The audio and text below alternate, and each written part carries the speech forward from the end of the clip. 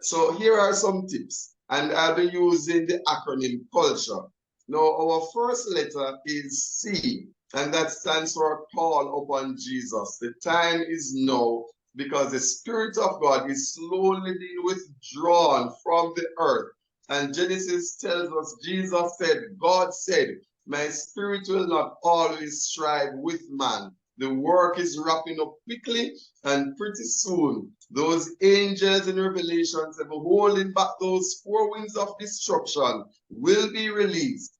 And we can just see, we can feel that all the nations, all the demonic forces are just ready to cause death and destruction. We must understand the will of God. Know that his thoughts and his ways are far higher than ours.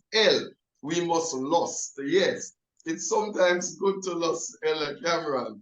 And in this case, we must lust after the Spirit of God. We must ask him. He is willing to give him to us. And T, we must trust God entirely. You can't lean on emotions. You must trust God, and it will be well with your soul. You must undergo a 3-month detox.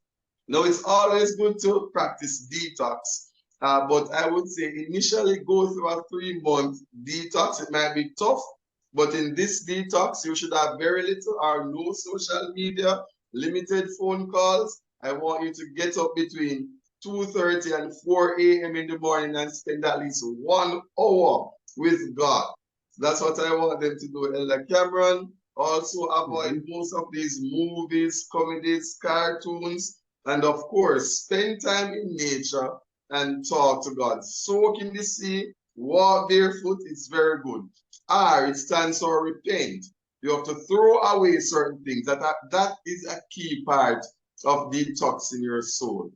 Throw away certain things that war against the soul, and then it will be easier for you to accept Jesus, to hear him, and to love him and his words. And last but not least, E, it stands for eat his words daily. As Elder Cameron mentioned, man shall not live by bread alone, as Matthew 4 verse 4 says. And Jesus said, I am the bread of life.